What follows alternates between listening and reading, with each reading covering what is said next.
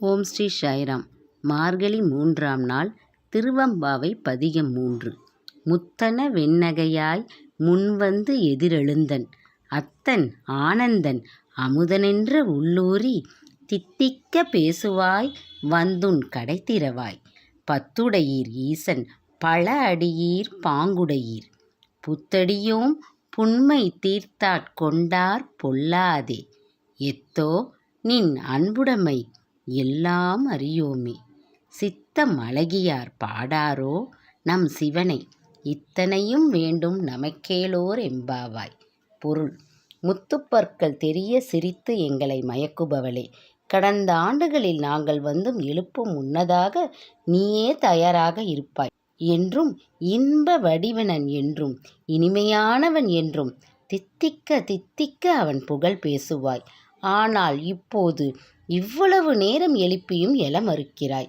கதவை திரை என்கிறார்கள். தூங்கிக் கொண்டிருந்த தோழி, ஏதோ தெரியாதனமாக தூங்கிவிட்டேன், அதற்காக என்னிடம் கடுமையாக பேச வேண்டுமா? இறைவனின் மேல் பற்றுடைய பழமையான அடியவர்கள் நீங்கள்.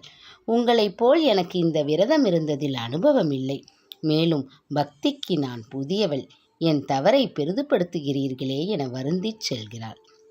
வந்த தோழியர் அவளிடம், அப்படி இல்லையடி, இறைவன் மீது நீ வைத்துள்ளது தூய்மையான அன்பு என்பதும், தூய்மையான மனம் படைத்தவர்களாலே சிவபெருமானை பாட முடியும் என்பதும் எங்களுக்கு தெரியும். நீ சீக்கிரம் எழ வேண்டும் என்பதனால் நாங்கள் அவசரப்படுத்தினோம் என்றனர்.